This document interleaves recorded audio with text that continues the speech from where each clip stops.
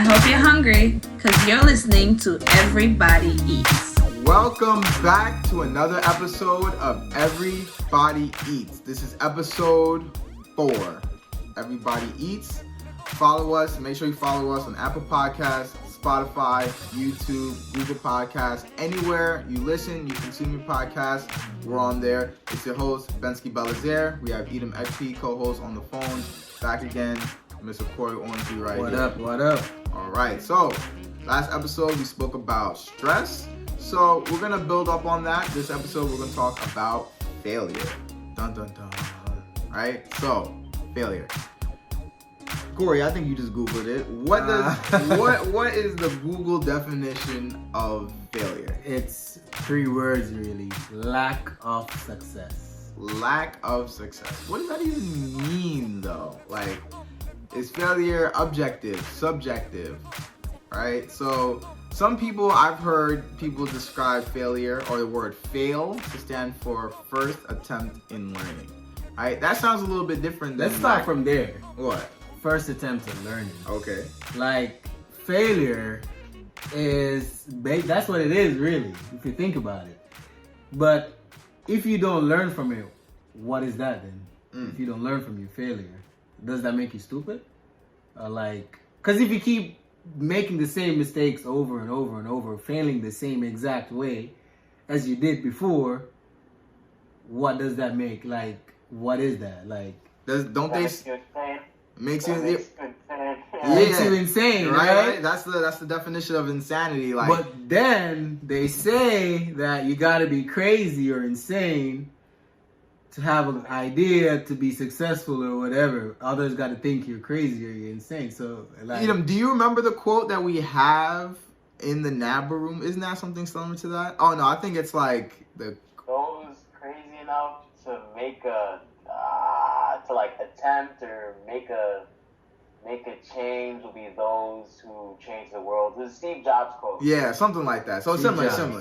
Comment on in the comment section. Reach out to us if you know it, so we can get refreshed. Yeah. You don't remember that Steve Jobs. If you know that Steve Jobs quote, but essentially, like insanity, they say, is like when you attempt the same thing over and over again and expect different results. And failure, I guess you could say, like, if you're making the same mistakes over and over again, like, what does that make you? I think that just makes you unwise. You can call it stupidity. You can call it just unwise, right? So, for example, in the business world, right? So with Kilty Styles, again, that's the clothing line that Edom and I run, Kilty Styles.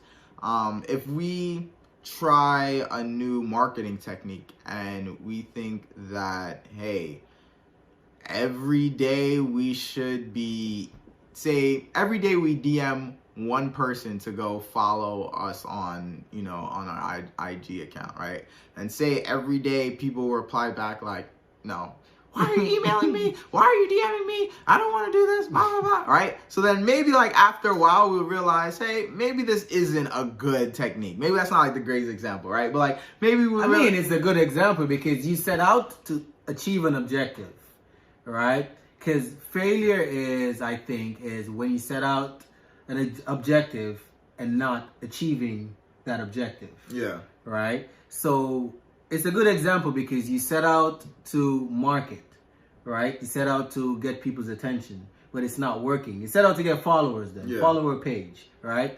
And you realize that DMing people is not working. If you continuously do that over and over, you're not learning from your failure. Yeah. You know what I mean? You got to do something different. You got to approach it from a different angle. Yeah? Yeah, I was going to actually start off with that the reason why people fail over and over again doing the same thing, we touched on insanity. I think people hate to, and this goes back to what I said in the last episode, I believe. Yeah. People hate to admit that there's some fault in them, and a lot of people, most people I'd like to think, are confident in their abilities and confident in who they are and confident that their approach is working. So, simple example, let's say you go play a video game or something, and you keep dying at the boss level or a certain level, or even, you retake a test 50 million times, and you keep failing or you keep getting stumped on this one part.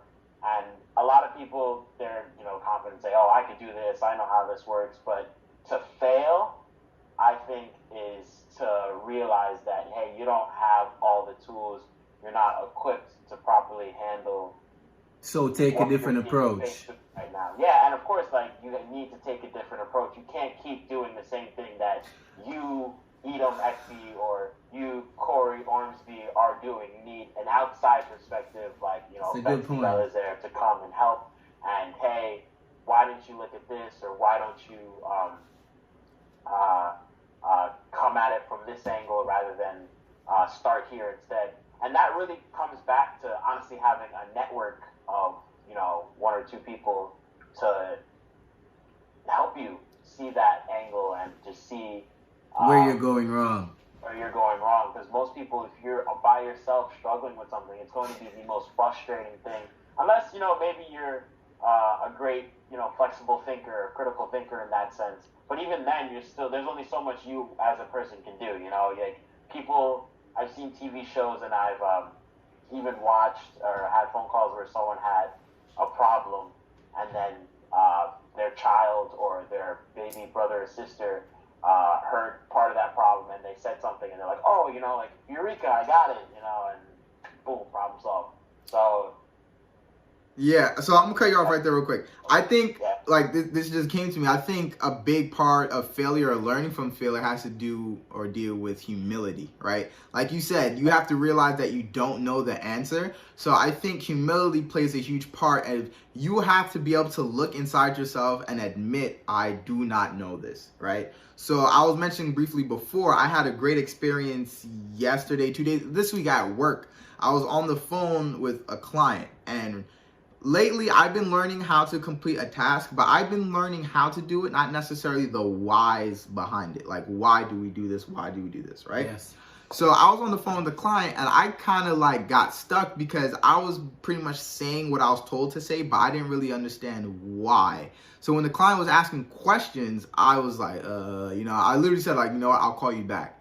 And I was staring at my screen, and I'm not going to lie, like, You had that feeling of failure. I had that feeling of failure because it's like they've been teaching me this for a little while, but I haven't really conceptually understood what I was doing. Yeah. And I was staring at my screen and I was like, you know, it took me a couple minutes before I'm like, you know what, I have to go talk to my lead, and I had to ask her, I was like, hey, I really need your help.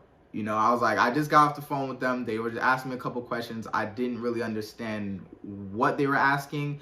I was just giving the response pretty much like you told me to respond, but I didn't really get it, right? And, you know, it kind of like, I don't want to say it kind of hurts, but like you have to suck in your pride a little bit and admit that you don't know this, right? And you have to go reach out for help. And like you said, like sometimes people have that pride or that where they want to feel like they do know something, and it kind of hurts to admit that they can't do it or they don't know, you know? But thank God, like I've been blessed with a great team, you know, at work. So she pretty much broke down everything, and we spoke through the conceptual reasons of why we say what we do, why we have certain instructions, why we have certain procedures. And that's one way of dealing with failure. Exactly, Like right? reaching out to people who know Exactly what they're doing and ask for help. And then right after that, we spoke through it and like it clicked, right? And it's been great ever since because now I know conceptually why we do certain processes.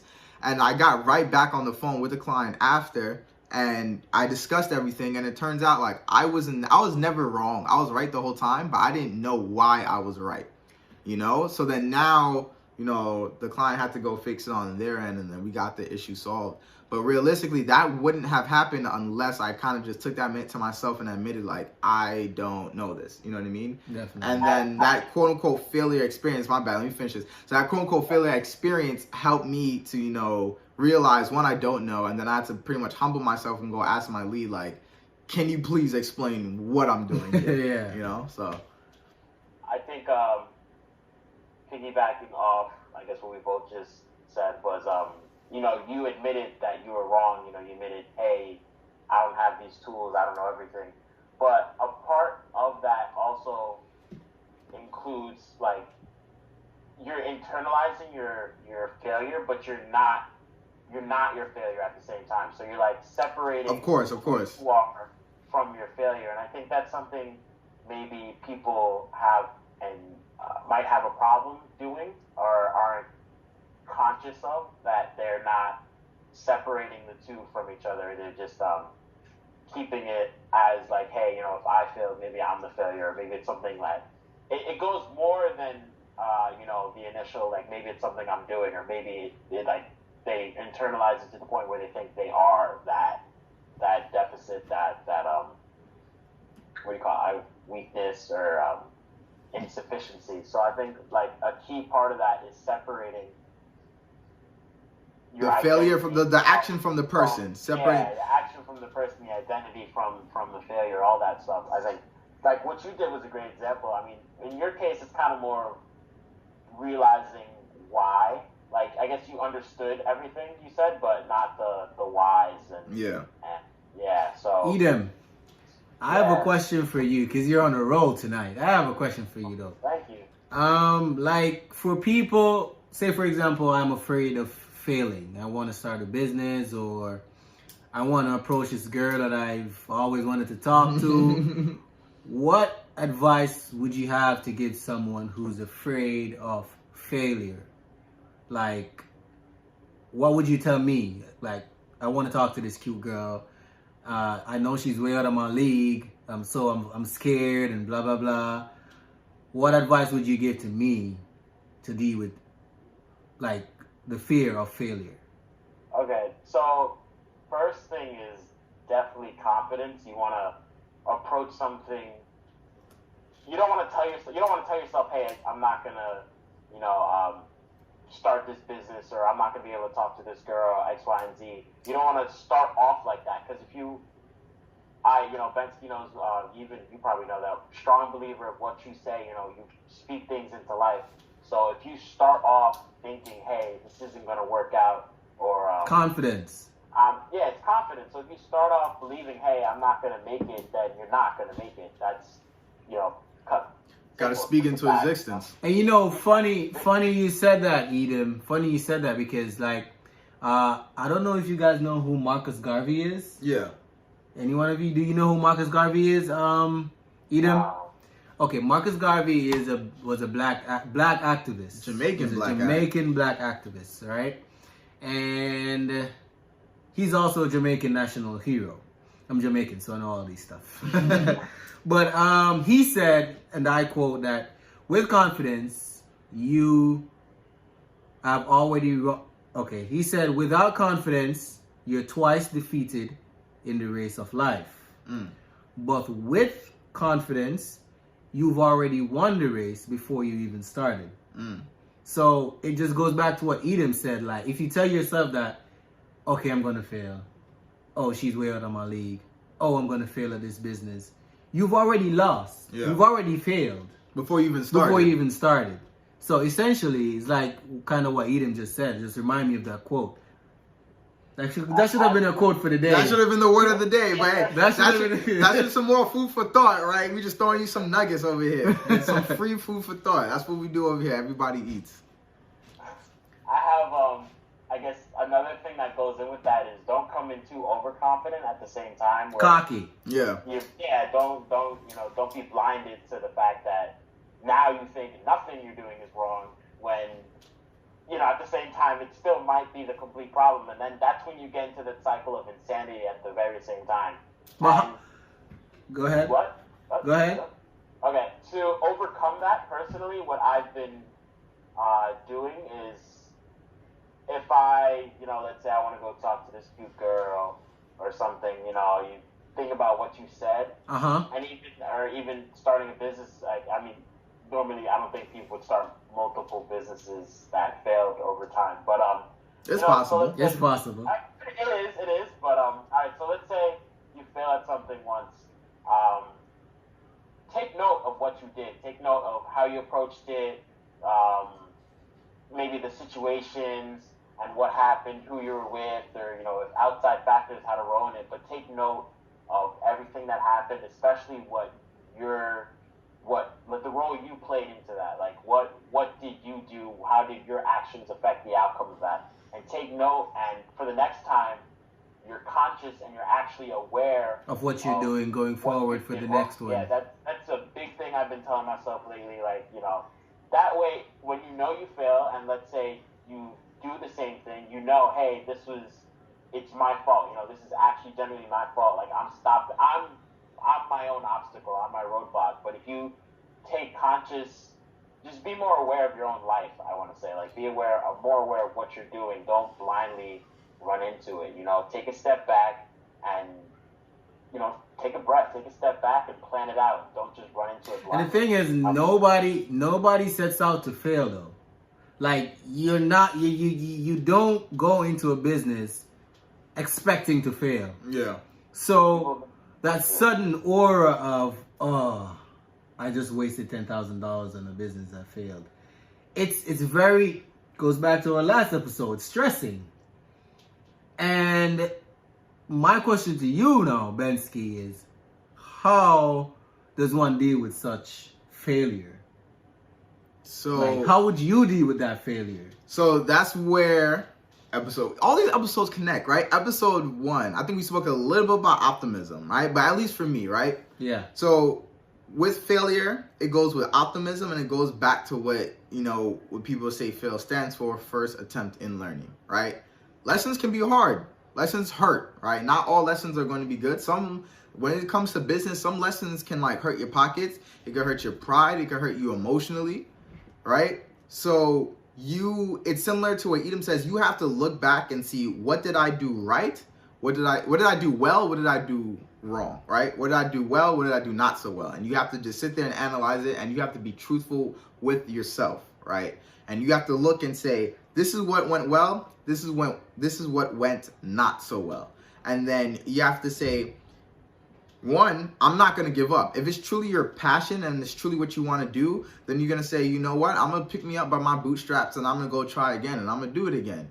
However, don't do the same wrong things or the same bad things, right? And if you think, hey, this is what I went well, focus on those. This is what I did not do so well. All right, let me take a different approach. Let me go get some advice from someone who knows better. Let me go watch some videos, listen to some podcasts, read a book about it. Let me go network with some more people so I can learn more, so I can avoid making those same mistakes or making other mistakes that I haven't made yet. So you can actually learn. So you can actually learn from those, right? So I really want to speak about an experience about this, but before we do that, let's have this week's segment of Word of the Day. All right. So on this episode, Word of the Day, I believe Edom has a quote for us. That I do. All right. So you guys ready? Yep. All right. So the quote is, but it ain't about how hard you hit. It's about how hard you can get hit and keep moving forward. How much you can take and keep moving forward. That's how winning is done. You know. I know this. He's smart. I know this. I wish you could see his face. Sylvester Stallone, a.k.a. Rocky Balboa, a.k.a. Rambo. Yeah, a.k.a. Rambo. Right? This is Rocky 6? Nah, 5. Yeah, you were close enough. Close. I give him an 80. Yeah. Nah, that quote holds like a real special. And that has to do with this week's episode. Honestly, he said it's not about how hard you get hit, but it's, say it again. How much you can take and keep moving forward. How hard you can get hit and keep pushing on. Yep. Going forward. And that scene is honestly beautiful. You know, he's talking to his son, but he's also, you know, referring to boxing in himself, where it's not really about getting hit, it's not about getting down, but when life knocks you down 7 times, right? When you fail 7 times, you get it back 8. Exactly, right? So that's essentially the answer to the question you just said. When you take a huge loss, it could be financial, it could just be emotional. When you realize that you failed, it's not about the failure itself. That's just the lesson. Now it's about the approach, the next approach of, all right, what am I going to change? What am I going to do differently the next time so I don't make the same mistakes? And God forbid you do get, you know, you make another mistake and you fail again. Okay, now you get back up. That's what builds character, and that's what makes people successful. But what if you do everything right? You're in a relationship, right? You met this girl and you treat her right. You do everything you can to be that perfect boyfriend, and she still cheats or she still messes around. You're ugly. I'm sorry. At that point, you just ugly. No, but seriously, what if you say you're starting a business? Forget about the girl. Mm-hmm. You're starting a business, you do everything right. Right? You market, you do this, you publish, you do this, you do that. And it still feels like you're failing. But is that failure or you just giving up? But, all right, how would you define that failure? Yeah, Like, that's just part of the grind. You know what I mean? Because all right, we're a little bit 1 year into Kilty Styles, and sometimes it feels like we're not. I feel like I'm not growing as fast as I wanted to. Is that considered failure? Sometimes in my head, I consider myself as maybe I am. Maybe I am failing, or maybe this is a failure. But to be honest, it's like, at least for me, I can speak on myself. I don't consider it a failure because at the times when I feel the lowest, it just so happens I'll get a text message, I'll get a DM, I'll get something from somebody that says, yo, that shirt is fire. I love what you're doing with Kilty Styles. And I'm sitting here like, you have no clue. Like, sometimes I feel like I want to give up. It happens. If you're like, I saw a picture that shows like the road of an entrepreneur, and it's like, many times you feel like I'm wasting money. There's no point in doing this. Let me give up. This is not working. All of that. And that's normal to have, right? However, it's like, it's the not giving up aspect that makes you, part of that. That's what separates winning business from losing business. Exactly. It's when someone said the key to a successful business is staying in business. You know what I mean? It's like overcoming those failure moments or those moments where you feel like, this. Say that again. The key to staying in a. The key to a successful business is staying in business. I think they need to hear that twice. The key to crap, I don't even know what I said. The key to a successful business is staying in business. So that means no matter what, winning or losing, making profit or getting a loss, stay in business. Just staying in business. Learn. Keep learning from what you're doing. Exactly. And like, I think this is what I want to speak on before. This is an experience that I had when I was a sophomore. Edom, Allen. I like stories. Right? So Edom, Allen, a couple of us from school, we're part of NABA, National Association of Black Accountants. That's the organization that we're a part of. We went to the NABA Eastern Region Conference in Pittsburgh, Pennsylvania. That was the first time I've ever been to a conference like that, and it was an amazing experience. However, as a sophomore, I was looking to get into some sort of internship, development program, something, right? So when I went there, I didn't have the best GPA. That was maybe like a month into the organization. So I was still learning a lot about myself. I was learning about how to function, how to network, and do all those things. Yeah. One big part of the conference is the career fair. At these career fairs, you have maybe 50 plus corporate companies. You're talking the big four accounting firms, banks, all these corporations are here networking, and they're literally recruiting these students. So if you're a business student, you're in that business field, amazing organization, and it's the perfect opportunity and perfect place if you want to get an internship, full-time job, any of that. So as a sophomore, this career fair is maybe 4 hours long, right? I have 50 copies of my resume. I know I don't have the best GPA, but I know that I'm a great person to work with. I know that about myself. I have that confidence, but I'm not too cocky. But I have that confidence that I know how to talk, I know how to work, but I know academics in school is not my strong suit. Anyway, I speak to, 20 companies there must have been. I'm online, I speak to these people. I go from one company to the next, to the next, to the next. Every single company told me no. They saw my GPA and they said, unfortunately, we have a 3.3 requirement, a 3.0 requirement. I'm not ashamed, but like at that point I had under a 3.0. I told you academics wasn't my thing. Yeah. And one person told me, he's actually a really great friend of mine now, but he said, I would love to pass on your resume. You look like a great person to work with, but I can't bring this GPA to my manager, right? And he said it's going to make me look bad. And I had to respect that. But that humbling moment at that conference, I could have taken it two ways. I could have taken it one way and be like, selling drugs, right, or something. I could have taken it one way and be like, you know what? I just came here for no reason. I just wasted my time. I wasted my money of coming here. I wasted my energy. What was the point? I'm a failure. There's no point in trying. Or this is the way I took it. I said, for real, I'm gonna be back next year and I'm gonna get an internship. And I'm gonna do what I have to do this year to build up my resume, make myself even more marketable, and do what I have to do so next year no one can tell me no. So you learn from your failure. So I had to learn from my failure. So did but your GPA go up? no, it didn't.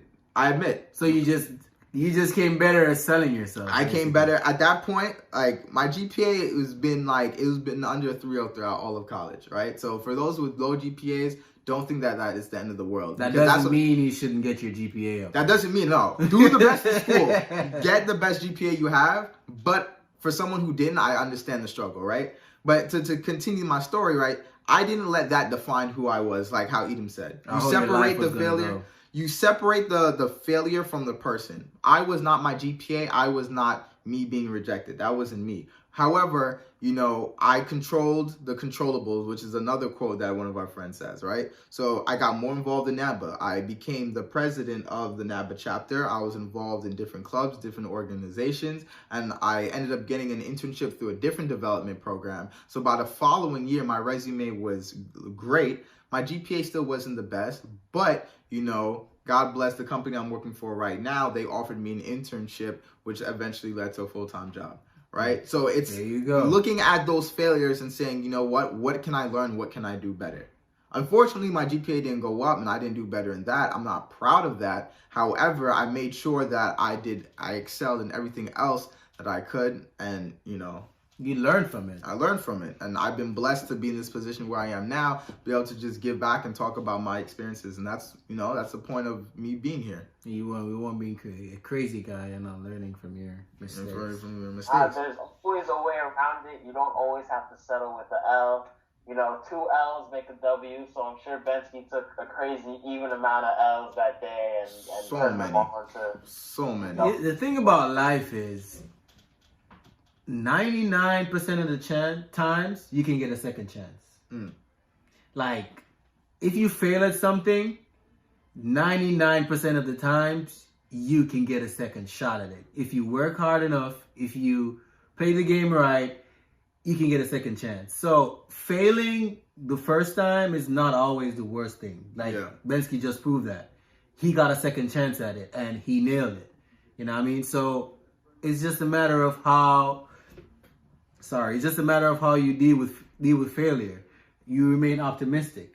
It's like you said, you could have gone to one side and say, oh, I'm going to give up, blah, blah, blah. But instead, you chose to go on the other side and say, no, I'm going to come back next year. I'm going to come back bigger. So normally you get a second chance at life.